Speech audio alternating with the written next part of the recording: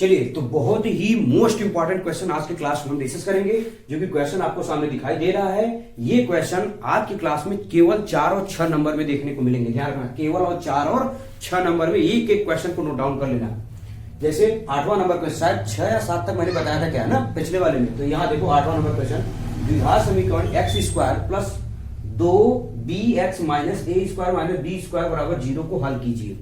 हल करना है, कैसे हल करेंगे ध्यान से देखो, इसको कैसे सॉल्यूशन करेंगे। ठीक है, अब ध्यान दो, इस द्विघात समीकरण को हल करने का सीधा एक ही मकसद है कि x की वैल्यू निकालना, x का मान निकालना। x की मान कैसे निकाला जाएगा, तो ध्यान दो, इसको कैसे निकालेंगे। तो सबसे पहले लिखेंगे इसका सोल्यूशन, और सोल्यूशन लिखने के बाद तुरंत पहले लिख देंगे समीकरण। ध्यान रखना, एक एक लाइन ध्यान से सुनना, एक्स स्क्वायर प्लस 2bx और माइनस ब्रैकेट में क्या है a square minus B square बराबर 0 को तुलना कर दोगे किससे, a x square plus b x plus c बराबर 0। ये क्यों बड़ा, क्यों जो है मैंने ए बी सी बड़ा वाला लिया, इसलिए लिया क्योंकि ए बी सी एक बार यूज हो चुका है, इसलिए छोटा वाला नहीं लिया। क्लियर।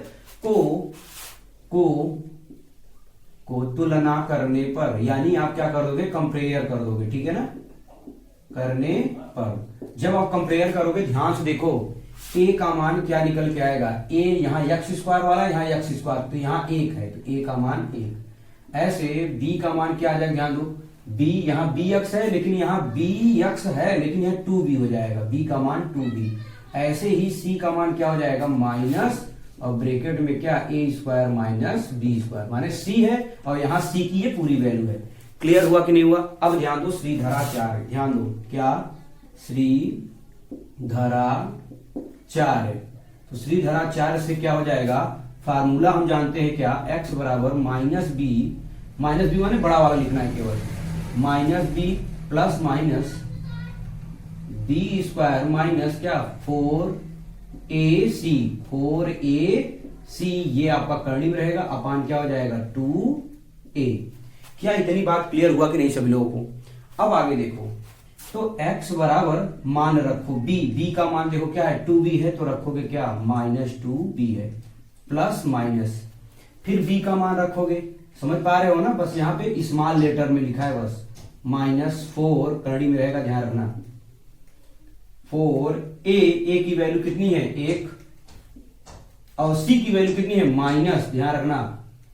चलो यहां पे लगा देता हूं, क्या ऐसा करो, ए यहां पे गुणा का निशान लगाओ, माइनस लिखो, फिर लिखो क्या ए स्क्वायर माइनस बी स्क्वायर। क्या इतनी बात समझ में आएगी नहीं। और बटे में 2a की वैल्यू कितनी है, ए की वैल्यू 1 है। क्या इतना बात समझ में आया आपको।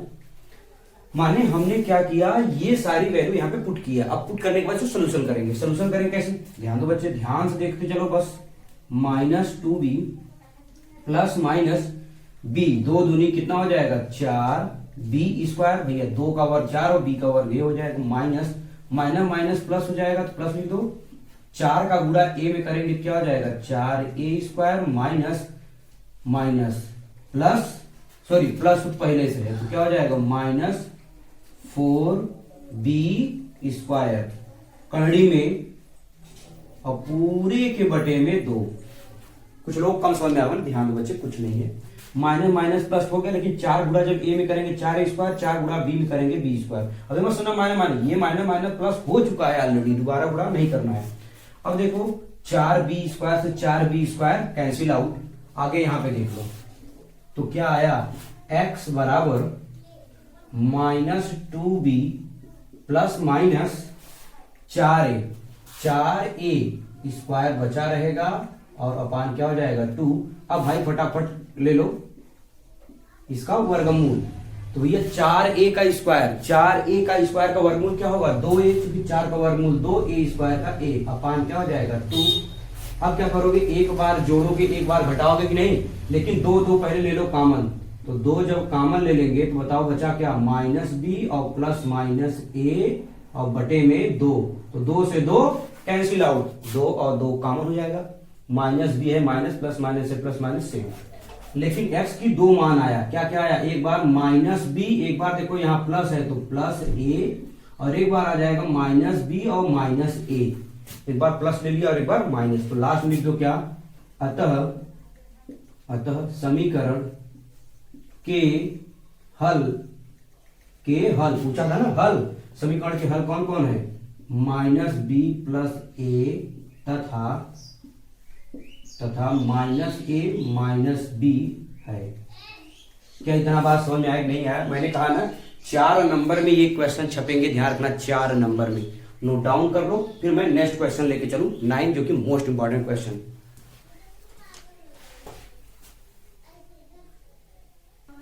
चलिए आइए अगला नेक्स्ट मोस्ट इंपॉर्टेंट क्वेश्चन, यानी क्वेश्चन नंबर 8 नहीं, क्वेश्चन नंबर 9। ध्यान देना, इससे रिलेटेड क्वेश्चन आपको ऑब्जेक्टिव भी मिल सकता है, लेकिन हाँ ध्यान रखना ज्यादातर ये आपको देखने को मिलेगा 4 नंबर में। क्लियर? बहुत छोटा क्वेश्चन है, बहुत लंबा नहीं है, ध्यान दो कैसे।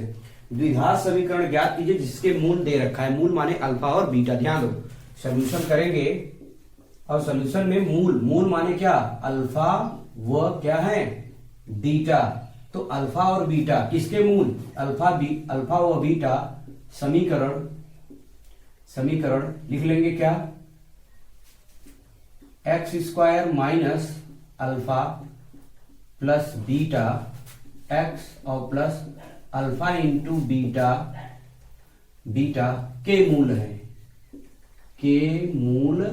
ध्यान से देखो बच्चे, यानी ये फार्मूला है, ध्यान रखना। ये आपको लिख दिया स्टेटमेंट है ये, अल्फा व बीटा समीकरण इतने के मूल है, माने देखो अल्फा बीटा और अल्फा बीटा, यानी ये किसका फार्मूला है पता है, द्विघात समीकरण का। ध्यान दो, ये किसका फार्मूला है, द्विघात समीकरण। द्विघात समीकरण का क्या फार्मूला होता है, देखो x square minus alpha plus beta x और प्लस अल्फा इंटू बीटा बराबर 0। याद करो द्विघात बहुपद में यही बताया था, लेकिन ये 0 नहीं था। जब 0 लगा देते हैं तो क्या जाता है, 0 लगा देते हैं तो आपको पता है कि समीकरण बन जाता है। किसी भी बहुपद के आगे 0 लगाएंगे समीकरण, लेकिन अगर द्विघात बहुपद है तो द्विघात समीकरण, त्रिघात है तो त्रिघात समीकरण, ठीक है। लेकिन यहां पढ़ना केवल हमको 2 घात वाला है। क्लियर? अब ध्यान दो, अल्फा का मान कहां मिलेगा भैया, देखो मूल क्या है, 3 है, तो ये मूल ही है ना, अल्फा बीटा मूल है, तो अल्फा का मान क्या आ गया 3, और बीटा का मान जो हो जाएगा कितना, 1/3। क्लियर? अब देखो क्या करोगे, इसी में रख दो, लिखोगे क्या, एक्स स्क्वायर, सोल्यूशन करेंगे तो एक्स स्क्वायर माइनस अल्फा की वैल्यू कितनी है 3, और प्लस बीटा की वैल्यू कितनी है 1/3, एक्स और प्लस कितना अल्फा की वैल्यू 3 और बीटा की वैल्यू 1/3 बराबर 0। 3 से 3 कैंसिल आउट हो गया, ठीक। तो एक्स स्क्वायर हल कर दो भैया, 3 त्रिका 9 1 10, अरे भैया 3 त्रिका 9 और 1 10, तो माइनस 10/3। अब इतना सोल्यूशन तो आता ही होगा, प्लस 3 से 3 कट गया, बचा कितना 1 बराबर 0। ये हो गया समीकरण। चाहो तो एक लाइन और हल कर सकते हो, कैसे, ध्यान दो। 3 का गुणा जब एक्स स्क्वायर में करेंगे बताओ कितना आ जाएगा, 3x स्क्वायर माइनस 10x छोड़ दो, लेकिन 3 का गुणा जब 1 में करेंगे बताओ क्या आ जाएगा, +1 और पूरे के बटे में आ जाएगा 3 बराबर 0। अब ध्यान दो, बताओ पहले 3 का गुणा किया 3x स्क्वायर, 3 का गुणा 1 में 3, ये 10 वैसे रहेगा। अब 3 का गुणा जब 0 में करो बताओ क्या हो जाएगा, 0 हो जाएगा। जब 0 हो जाएगा तो समीकरण आया क्या बताओ, 3x स्क्वायर माइनस 10x, अच्छा सॉरी यहाँ पे 3 लिखना चाहिए था यार, 3 एकन्नम 3 बोल रहे हैं लेकिन लिख नहीं पा रहे हैं, ये हाथ नहीं लग रहा है, काम कर रहा है क्या, तो 0 हो गया। समझ में आया कि नहीं, ये आ गया, ये क्या आया, यही जो पूछा था द्विघात समीकरण। लास्ट में एक लाइन लिख देना है बस, क्या, अतः द्विघात समीकरण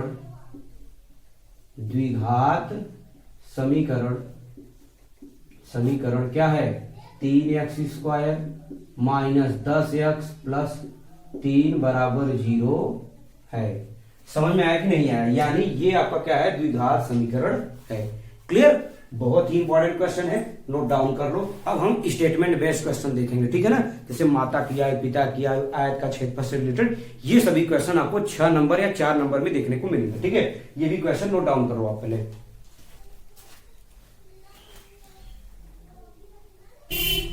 चलिए आइए 4 नंबर में एक और क्वेश्चन लेके आए हैं आपके लिए, ध्यान रखना, क्वेश्चन नंबर 10, ठीक है ना। क्वेश्चन नंबर 10 टोटल मिलाकर के मान चलो लगभग इस चैप्टर में आपको 15 से ज्यादा क्वेश्चन नहीं कराएंगे। 15 क्वेश्चन में आपका इससे बाहर नहीं जाएगा, आपको पहले बता दिया हूं, बार बार वही कर रहा हूं। 100% इसी क्लास से आने वाला है वीडियो। माने जो ये यूट्यूब चैनल है मैथ्स 259, इससे बाहर एक भी यूपी बोर्ड अगर क्वेश्चन बना लिया ना, देख लेना यहीं से यूपी बोर्ड वाले नकल करेंगे, सारा का सारा क्वेश्चन यहीं से नकल करेंगे और नकल करके यही बनाएंगे। भैया यहीं से चलो नकल कर लेते हैं सेम क्वेश्चन। तो आ जाओ नेक्स्ट क्वेश्चन चलते हैं इंपॉर्टेंट क्वेश्चन की सीरीज में।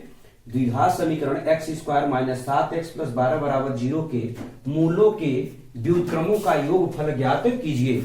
मूलों के व्युत्क्रम, व्युत्क्रम माने उल्टा, तो पहले देखो सोल्यूशन करने से पहले ध्यान दो बच्चे, करेंगे क्या कि इस समीकरण को पहले हम क्या निकालेंगे, चाहे मूल निकाल सकते हैं या मान लेते हैं क्या, माना, ध्यान रखना, माना x² माइनस 7x प्लस 12 बराबर 0 के मूल अल्फा व बीटा है।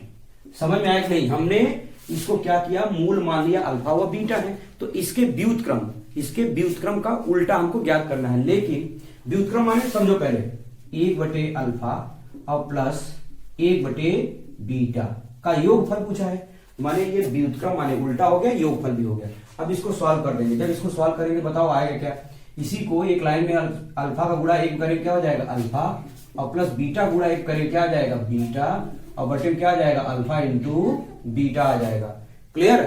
अच्छा, इसको ध्यान दिया, अल्फा व्युत्क्रम माने ये हो गया। अब ये अल्फा प्लस बीटा, वो अल्फा आएगा कहां से, अभी मैंने बताया था क्या, कुछ मत करना, इसी समीकरण को लिख दो क्या, समीकरण, अब फिर से देखो ध्यान से, समीकरण x² माइनस 7x प्लस 12 बराबर 0 को तुलना कर दोगे, फिर से वही क्या, ax² plus bx plus c से तुलना करने पर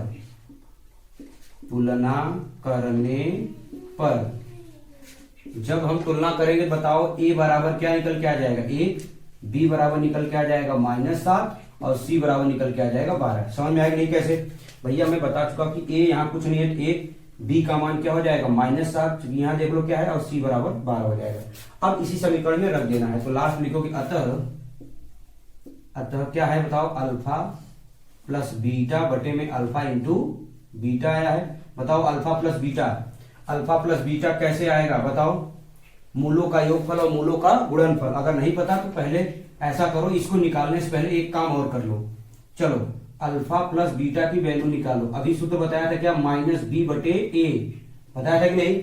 तो बताओ -b माने माइनस और b का मान क्या, -7 और बटे में a का वैल्यू 1 है, तो जब हल करेंगे माइनस प्लस क्या आ जाएगा, 7 आ जाएगा।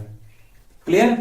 अब आगे देखो अल्फा इंटू बीटा, तो अल्फा इंटू बीटा क्या हो जाएगा, c/a।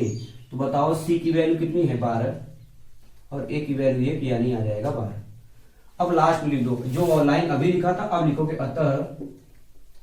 अतः अल्फा प्लस बीटा बटे में alpha into beta, alpha plus beta का मान कितना आया है, 7, और बटे अल्फा इंटू बीटा का मान कितना आया है, 12। ठीक है, तो लास्ट में एक लाइन लिख दो, अतः मूलों का व्युत्क्रम, अतः जो पूछा था, ठीक है ना, वो लाइन जरूर लिखना है, अतः मूलों का व्युत्क्रम कितना है, 7/12 है। और सॉरी, मूलों के व्युत्क्रम का योगफल, पूरा लिख लो, पूरी सेंटेंस लिख लो, व्युत्क्रम का योगफल 7/12 है। माने जो ये लाइन का है वही लाइन सेम उतार लो, बस आंसर आपका क्या आया, 7/12। ये भी क्वेश्चन बहुत इंपॉर्टेंट है, इसको नोट डाउन कर लो। अब इसके बाद वाला अब हम स्टार्ट करते हैं, ठीक है ना, जैसे नाव वाला है, रेलगाड़ी वाला संबंधित जितने भी क्वेश्चंस हैं वो सारे क्वेश्चन सब अब इसके आगे से डिस्कस करेंगे। ठीक है, पहले इसको नोट डाउन कर लो।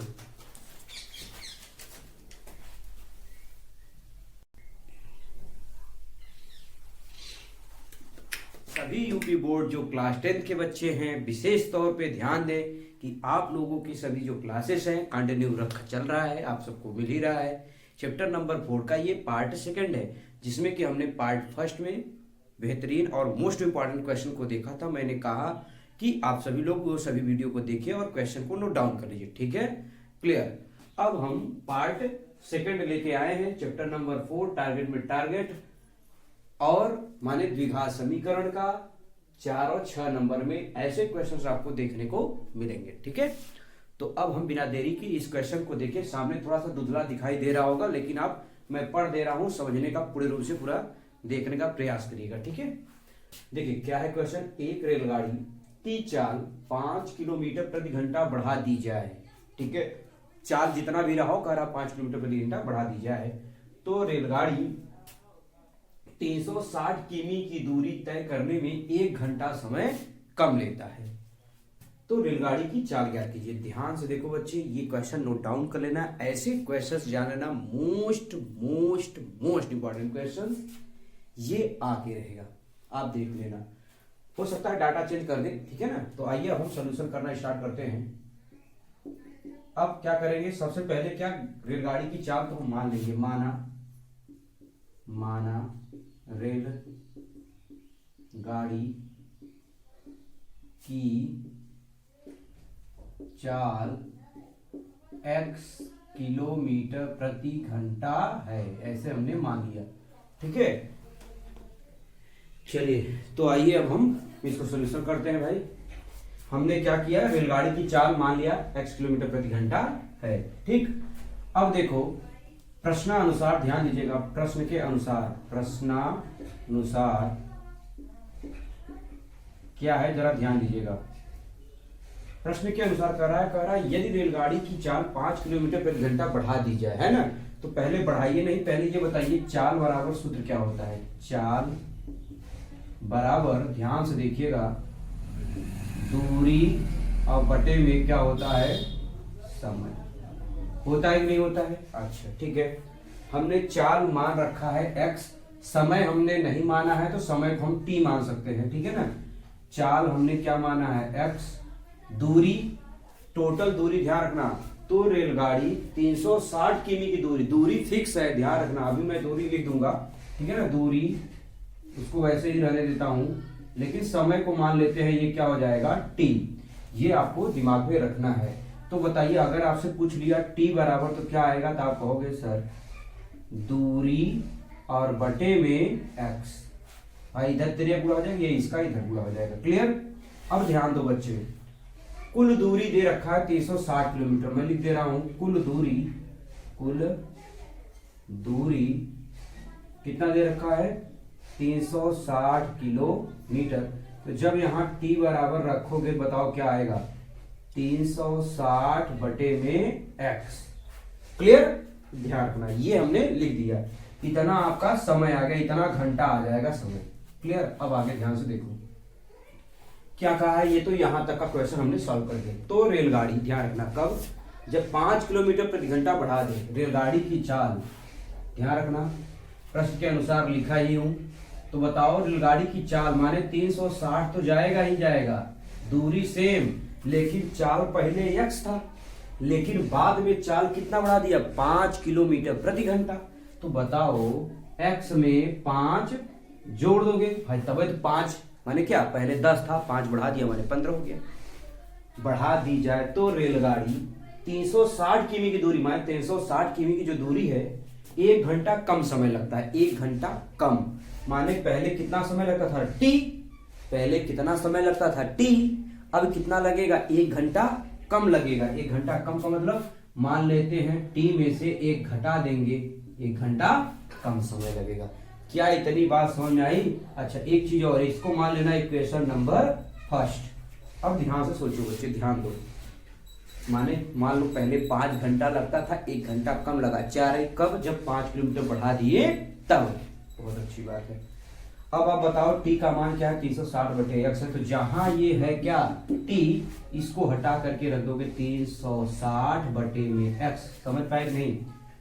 t का मान 360 बटे x और -1 है तो इसको छोड़ देंगे, फिर लिख लेंगे 360 बटे में x प्लस 5। ध्यान से देखो, अब इसके आगे कुछ नहीं, सिर्फ सिंपल कैलकुलेशन है। ये देखो बच्चे ध्यान से, ये आपका प्लस है तो इधर आएगा क्या हो जाएगा, आपका माइनस हो जाएगा, है कि नहीं। ध्यान दो, और ये माइनस इधर जाएगा प्लस, यानी आ जाएगा 360 बटे में x माइनस 360 बटे में x प्लस 5, माने ये प्लस होता है, इधर माइनस और ये माइनस है तो प्लस, माने कुल मिला के 1, क्लियर। अब इसको हम सॉल्व करेंगे, ठीक है ना। इस क्वेश्चन को सॉल्व करते हैं, आइए ध्यान से देखिएगा। तो 360 का गुणा यक्स में करेंगे तो बताइए कितना आएगा। 360 का गुणा जब यक्स में करोगे तो आपको पता है कितना आ जाएगा 360 एक्स। 360 का गुणा 5 में करोगे तो प्लस, गुणा करोगे 5 का 0 में 0, 5 छक 30 हासिल 3, 5 है 15 और 3 कितना हो जाएगा 18, माने 1800। इसका गुणा इसमें, अब माइनस 360 एक्स इसका इसमें, और पूरे के बटे में ध्यान से देखो x का गुणा जब x में करेंगे क्या आ जाएगा x प्लस x का गुणा 5 करेंगे क्या हो जाएगा 5x और बराबर 1।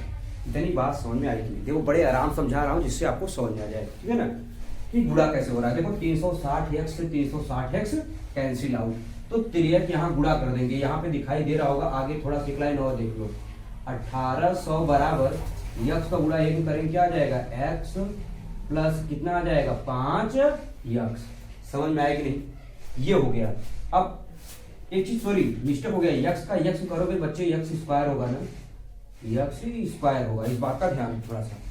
अब देखो ये 1800 यहाँ x स्क्वायर प्लस 5, ये प्लस में है, इधर जाए क्या हो जाएगा माइनस। ध्यान समझो, x स्क्वायर है, ये 18 प्लस में है ना, इधर जाएगा माइनस हो जाएगा, तो क्या आ जाएगा, इसको इक्वेशन को सॉल्व कर लिए, ठीक है, कहानी खत्म है। यानी ध्यान दो बच्चे, आएगा क्या x square plus 5x minus 1800 बराबर 0। ये आ गया इक्वेशन, यानी द्विघात समीकरण बन गया। यही तो पूरा खेला था, जो इतना हमने हल किया थोड़ा बहुत, ये क्या लाने के लिए, द्विघात समीकरण। और जब द्विघात समीकरण आ गया, गुणनखंड विधि से हल करिए इसको, चाहे सीधा 4 से हल करिए, किसी भी मेथड से आपको इसको सॉल्व कर लेना है। तो आइए अब हम बताते हैं आपको किस विधि से सॉल्व करनी है। तो सीधा सीधा आप देखो गुणनखंड कर दो, ठीक है, x स्क्वायर प्लस ये, ध्यान दो अब समझो, 1800 का ऐसा गुणनखंड करो घटाने पे 5 आ जाए, घटाने पे कितना आ जाए 5 गुणनखंड। जब गुणनखंड करेंगे तो आप कर लेना 45 में 40 का गुणा कर लोगे, कितने में 45 में 40 का। देखो मुझे इसलिए याद है क्योंकि मैं रेगुलर इसको पढ़ा रहा हूँ, 45 में 40 का गुणा कर लोगे तो आपका आ जाएगा 1800। तो 45 में से 40 घटा देंगे, बताओ आएगा कितना, 5 ही तो आएगा ना, और माइनस कितना 1800 और बराबर कितना x।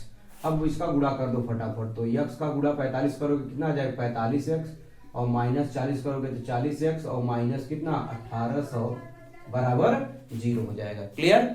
अब आगे ध्यान दो, अब सॉरी x नहीं लगाया, 45x x का गुणा करना है ना, तो x कॉमन ले लोगे तो आ जाएगा x प्लस 45। क्लियर? समझ में आएगी नहीं? x और x निकाल लेंगे तो यहाँ x बचेगा, यहाँ 45। अब मैंने बताया था आंख बंद करके यही उतार लिया करो, ज्यादा दिमाग मत लगाया करो। समझ में आया कि नहीं? बराबर 0। पहले ध्यान समझो मैं क्या बता रहा हूँ। यहाँ पहला कॉमन लेने के बाद आंख बंद फार्मूला लगा देंगे, यही वाला सेम यहाँ पे नोट डाउन कर लेंगे।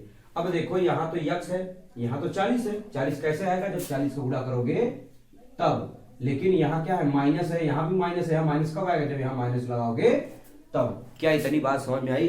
अब आगे देखो, ये दोनों कॉमन ले लो तो क्या आ जाएगा x प्लस 45 और यहाँ आ जाएगा x माइनस 40 बराबर 0। तो x की वैल्यू x प्लस 45 बराबर क्या हो जाएगा 0 और x माइनस 40 बराबर क्या हो जाएगा 0। अब क्या होगा, ये प्लस में इधर जाएगा माइनस, वो माइनस है तो प्लस हो जाएगा। तो यानी x इज इक्वल टू आ जाएगा 45 और यहाँ पे x इज इक्वल टू आ जाएगा क्या 40, माइनस 45 आएगा। अब ऐसा है नहीं कि रेलगाड़ी की चाल माइनस 45 में जाएगा, नहीं बच्चे, हमेशा प्लस वाला लेंगे, क्योंकि चाल जो है अपनी कुछ तो दौड़ तो रहे हैं ना स्पीड से, ऐसा नहीं माइनस के स्पीड से दौड़ रहे हैं भैया, कैसे माइनस स्पीड से इमेजिन करोगे। अब ऐसा तो है नहीं, इसलिए रेलगाड़ी की चाल कितनी हो जाएगी 40 किलोमीटर प्रति घंटा, जो कि हमने माना था। लास्ट में एक लाइन ये ऐड कर देना है कि अतः रेलगाड़ी की चाल 40 किलोमीटर प्रति घंटा है। समझ में आएगी नहीं? तो आप इस क्वेश्चन को नोट डाउन करो, फिर हम नेक्स्ट क्वेश्चन चलते हैं, ठीक है, लिखो।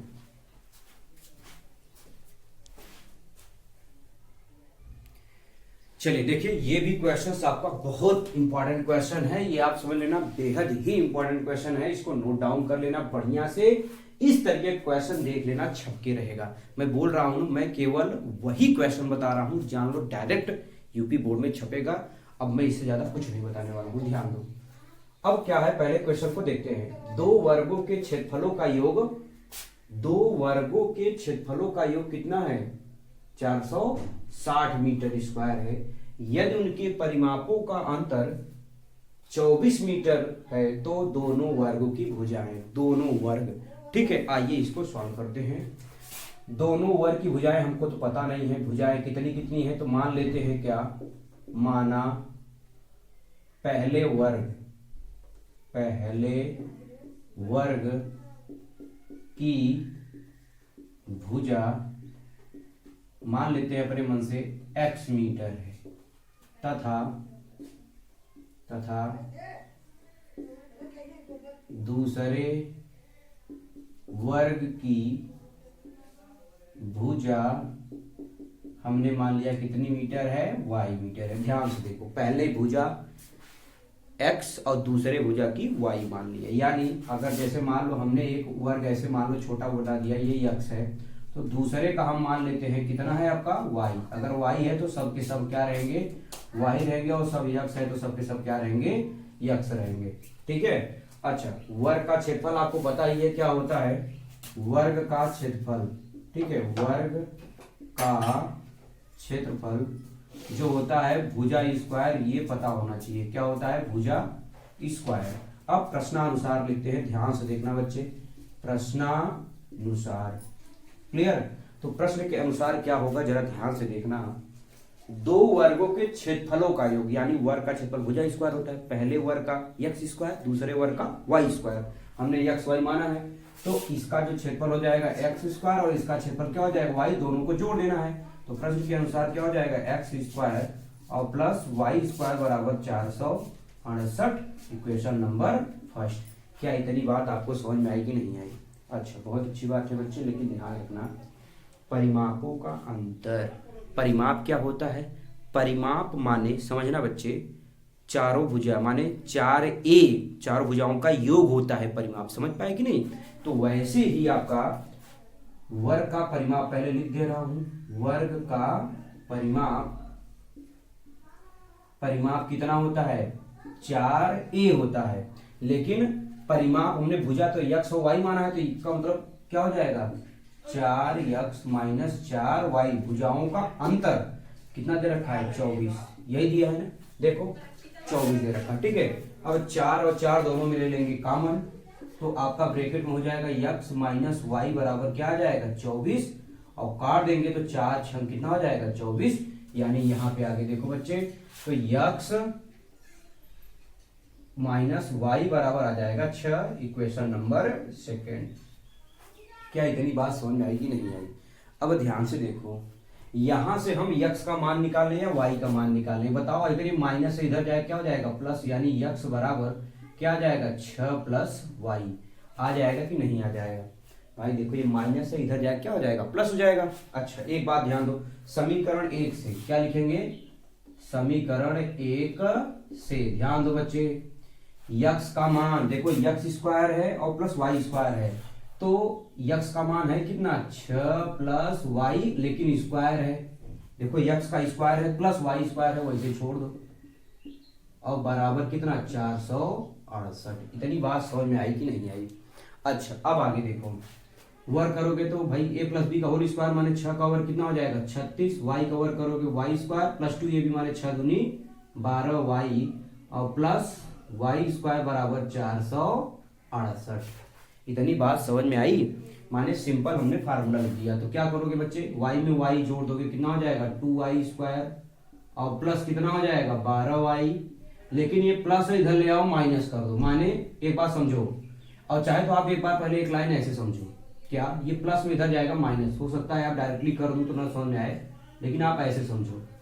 अब बताओ क्या हो जाएगा? 2y स्क्वायर प्लस 12y बराबर, घटा दो 36, 468 में 36 घटा देंगे तो आपका आ जाएगा कितना? 2, और यहाँ घटाओगे 3 माने 432, 432 आ गया।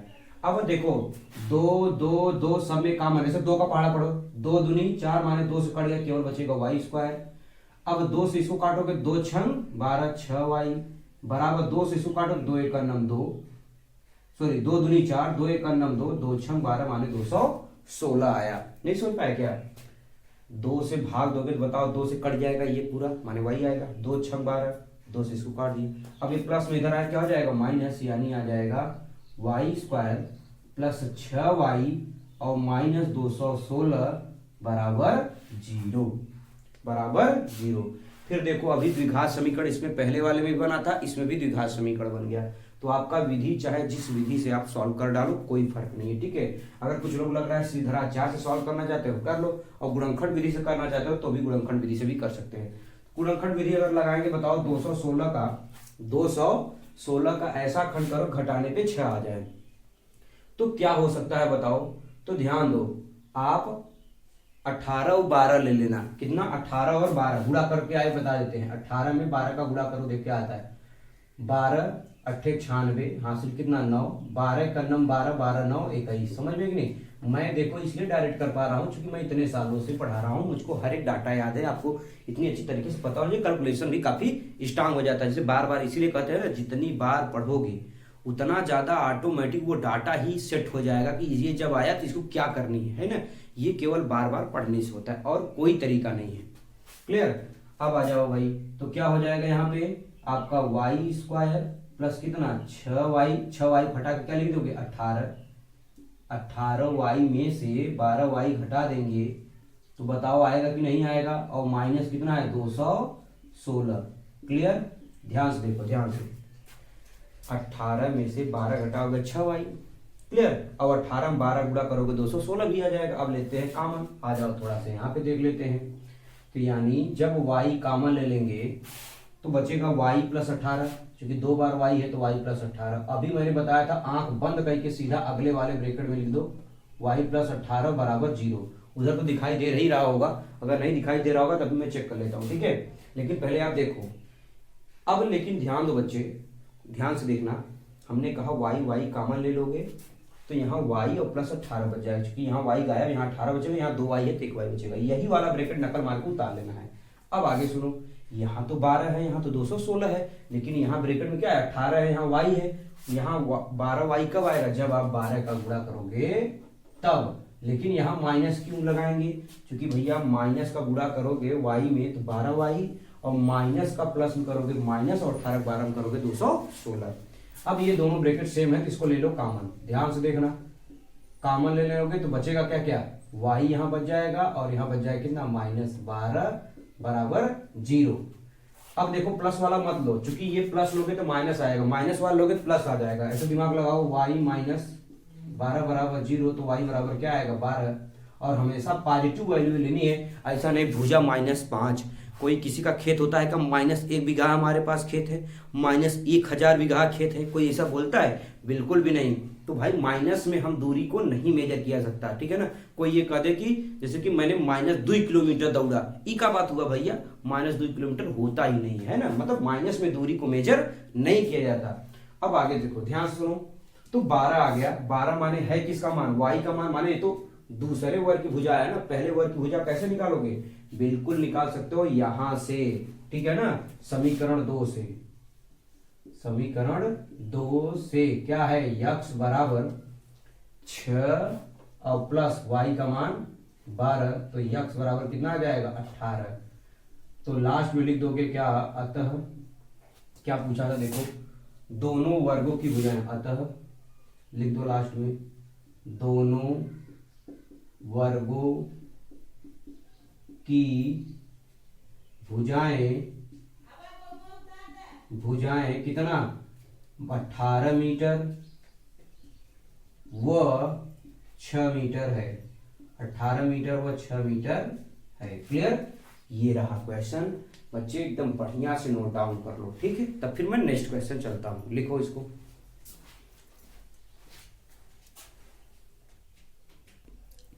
चलिए आइए क्वेश्चन नंबर हम 13 देखते हैं, नेक्स्ट वाला मोस्ट इंपॉर्टेंट क्वेश्चन।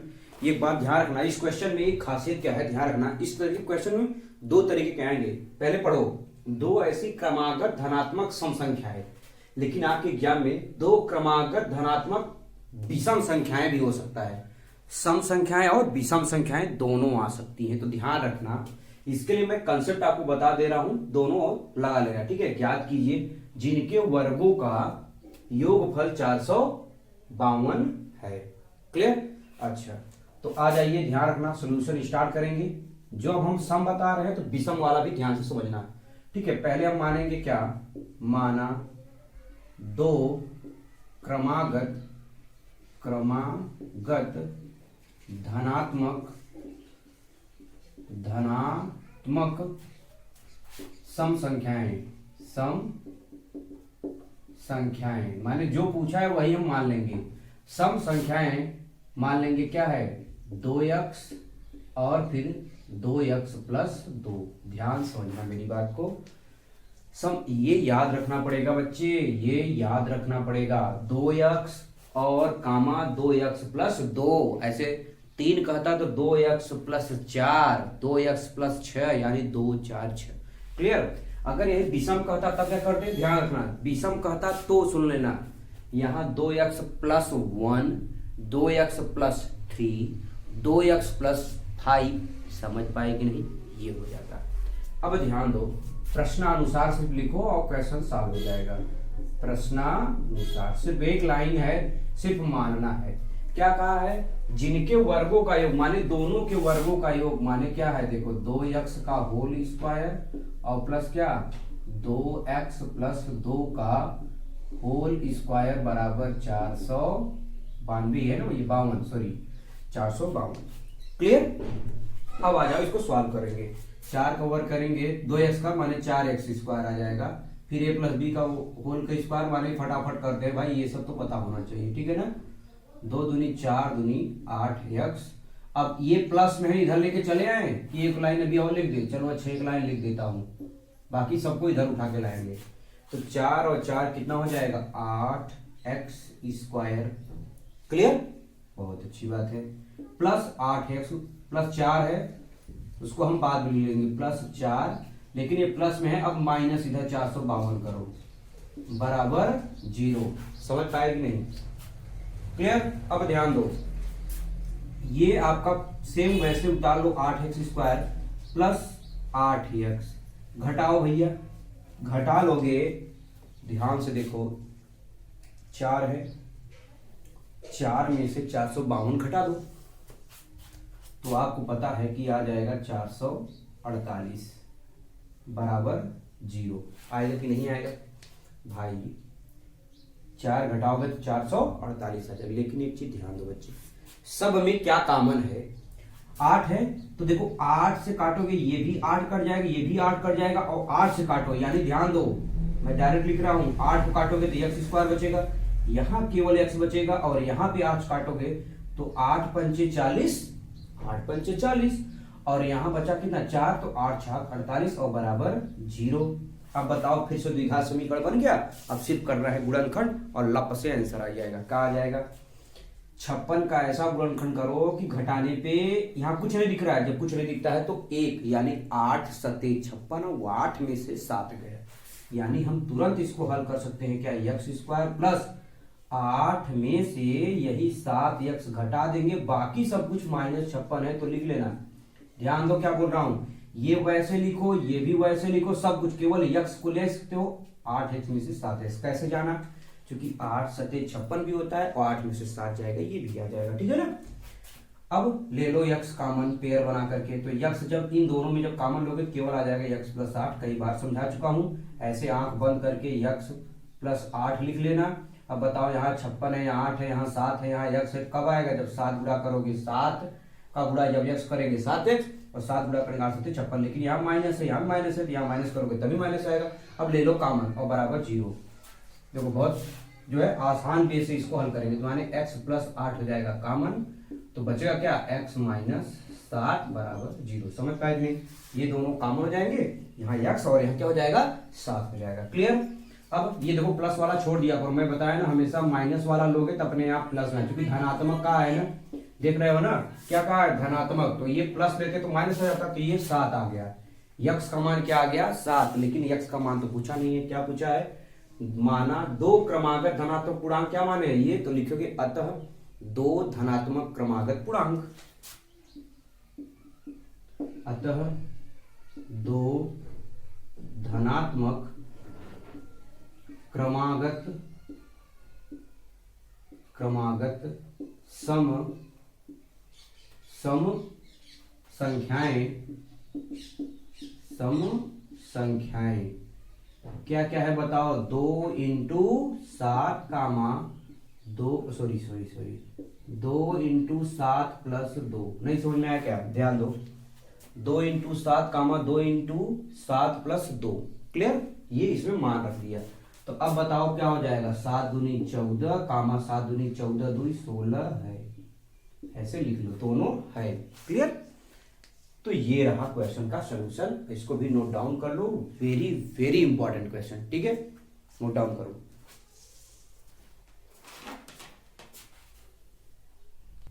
चलिए आइए क्वेश्चन नंबर 14 देखते हैं, ठीक है ना। ये भी मोस्ट इंपॉर्टेंट क्वेश्चन है, ऐसे क्वेश्चन आईएएस से रिलेटेड हर साल देखने को मिल रहा है, ठीक है। अब देखो इस क्वेश्चन को पहले पढ़ते हैं क्या बोला है, फिर हम इसको सॉल्व करना स्टार्ट करते हैं। तो ध्यान देखो बच्चे, एक आयताकार पार की लंबाई उसकी चौड़ाई से 8 मीटर अधिक है। पहले इतने का मतलब समझो बच्चे, चौड़ाई से 8 मीटर अधिक है, माने अगर चौड़ाई 10 है तो 8 मीटर अधिक माने 18 कौन है, लंबाई। समझ में आएगी नहीं है, वही बात यहाँ पे है। आगे क्या कहा है, यदि पार का क्षेत्रफल 240 मीटर स्क्वायर, माने ये कह रहा है पार का क्षेत्रफल 240 है तो पार की लंबाई और चौड़ाई ज्ञात करना। देखो बेहद आसान क्वेश्चन है, केवल ध्यान से देखना है इसको। क्या है, आप सॉल्यूशन करोगे लेकिन लिख लोगे क्या, माना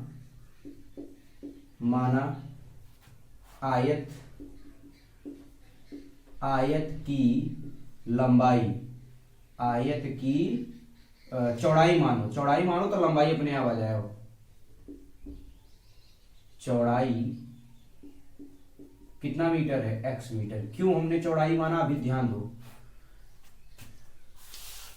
चौड़ाई से 8 मीटर ज्यादा कौन है, लंबाई है ना, तो यही मैंने इसलिए मान लिया, माना आयत की चौड़ाई कितनी है, x है, चौड़ाई को मान लिया 8 मीटर ज्यादा माने x + 8।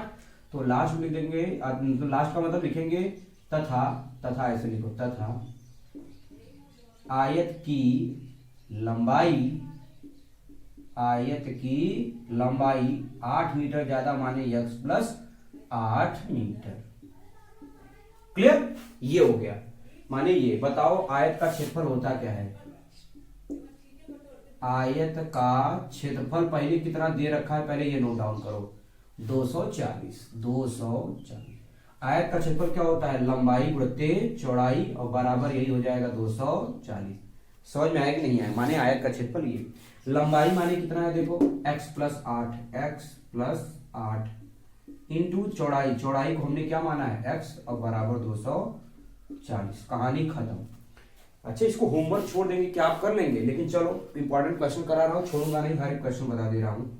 तो x का x करोगे तो x² और 8 करोगे क्या हो जाएगा 8x, और ये प्लस में इधर आ जाएगा क्या हो जाएगा -240 बराबर 0।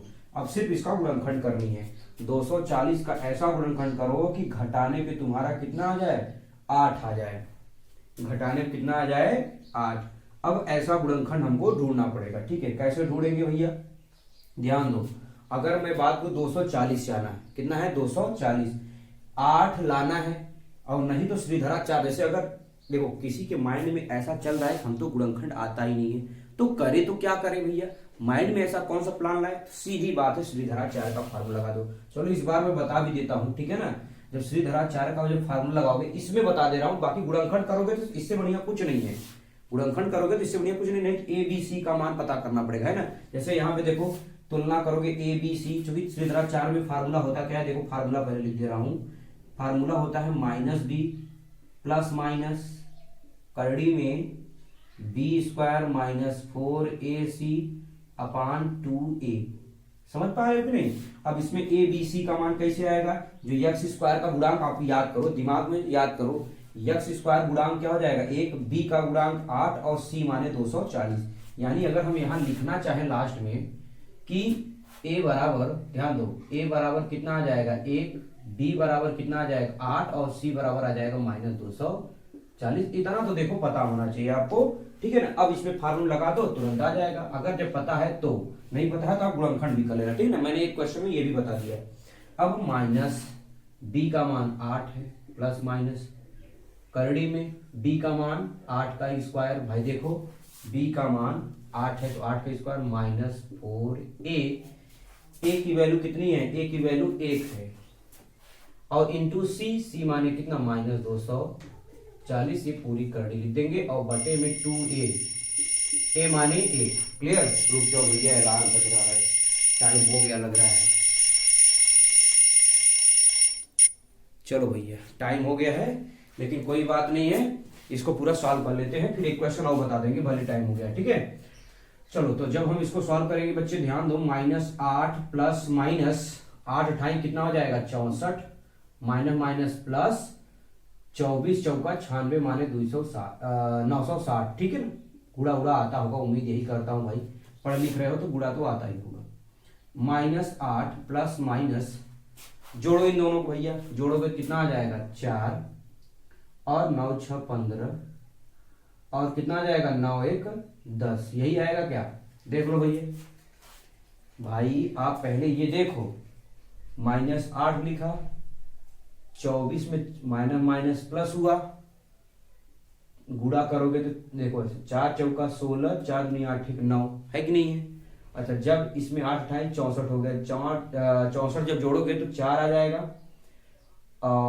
अच्छा एक मिनट, सॉरी यार, मिस्टेक हो गया यार, 6 तो आ जाए, 4 तो आ जाएगा, लेकिन 6 में 6 जोड़ोगे 12, यानी 1024 आ जाएगा। भाई गुड़ा सही कर लेना और जोड़ कर लेना सही से, ठीक है। अब जब इसको आगे हल करोगे तो -8 प्लस माइनस, ये किसका वर्गमूल है पता है? 32 का। किसका वर्गमूल है? 32 का। क्लियर? 32 का वर्ग है 1024 होता है, ठीक है। ये सब आपको पता होना चाहिए। अगर ये विधि लगानी है तब नहीं, गुणनखंड करते तभी आ गया होता, ऐसा बात नहीं है, गुणनखंड करते तो अभी आ चुका होता मान। अब क्या करेंगे, एक बार क्या ले लेंगे माइनस, एक बार प्लस 32 ले लेंगे, और एक बार क्या ले लेंगे -8 माइनस 32 और बटे में कितना 2। लेकिन अब आ जाओ, पहले x की वैल्यू निकाल लेते हैं दोनों। तो बताओ, ध्यान से देखना बच्चे, कुछ चीजें कैलकुलेशन फास्ट करते हैं। 8 में 32 घटाओ कितना आ जाएगा, मतलब -8 प्लस 32 से 32 में 8 घटा दो तो कितना आ जाएगा आपका 24, और 24 का आधा कितना आ जाएगा 12। ऐसे ये भी हल करोगे तो 40 का आधा कितना हो जाएगा 20, लेकिन -20। लेकिन अब ऐसा नहीं कि आयत की जो चौड़ाई है -20 आ जाएगा, हमेशा प्लस वाला लेना है, ठीक है। तो लास्ट में एक लाइन लिख देते हैं, क्या लिख लोगे कि नहीं आप लोग? एक बोल दे क्या, ये लाइन बोल दे रहे हैं, ध्यान से देखना, लास्ट में जरूर ये लाइन लिख लेना बच्चे। क्या? अतः यही आयत की चौड़ाई 12 तथा लंबाई 12 प्लस 8 20 मीटर है। माने चौड़ाई 12 आ जाएगा, लंबाई 20 आ जाएगा। लिख लोगे ये लाइन, जो लाइन अभी मैंने बोला लिख लेना, ठीक है ना। इतना तो काम करो आप, ये क्वेश्चन नोट डाउन कर लो। एक आखिरी क्वेश्चन कराएंगे, मैंने 15 क्वेश्चन टोटल वादा किया था, ठीक है ना। लिख लो, फिर एक क्वेश्चन और करा दे, इसके बाद ये जो है आपका कंप्लीट चैप्टर हो जाएगा।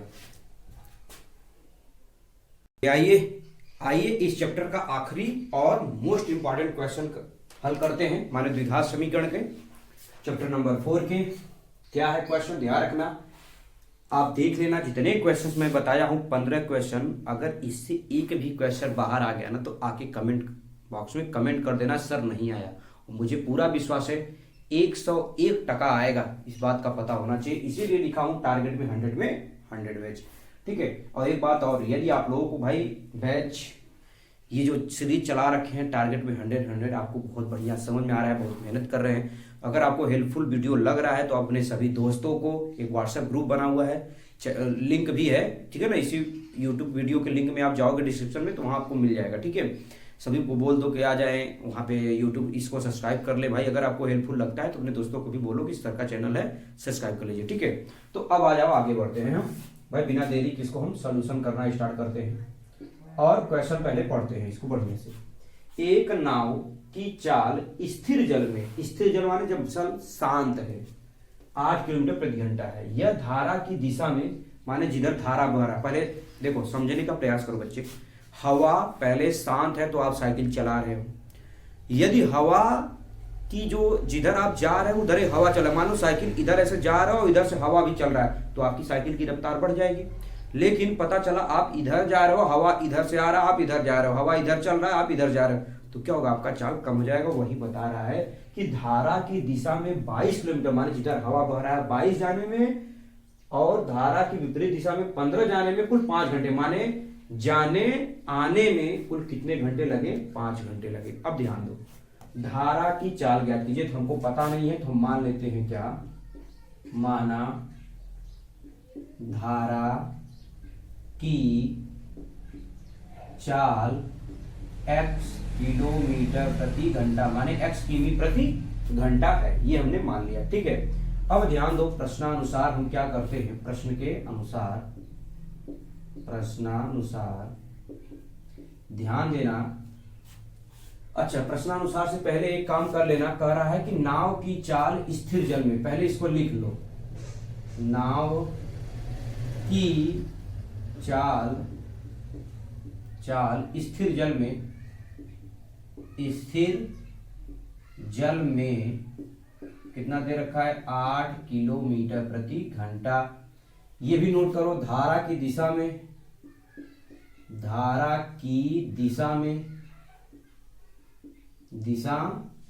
कितना जा रहा है, 22 किलोमीटर, तथा पूरा नोट कर लेते हैं, तथा धारा की विपरीत दिशा में, अंधेरा हो रहा होगा, ठीक है ना, दिशा में 15 किलोमीटर। ये आखिरी क्वेश्चन है, इसको ध्यान से देख लेना, ठीक है ना, बहुत इंपॉर्टेंट क्वेश्चन है, इसको जरूर नोट डाउन करना। अब आ जाओ, प्रश्न के अनुसार हम चलते हैं, फटाफट इक्वेशन बना करके इसको सॉल्व कर देंगे। ठीक है, प्रश्नानुसार ध्यान दो बच्चे। धारा देखो, एक है धारा की चाल, एक है क्या, एक है नाव की चाल, एक है धारा की चाल, एक है नाव की चाल।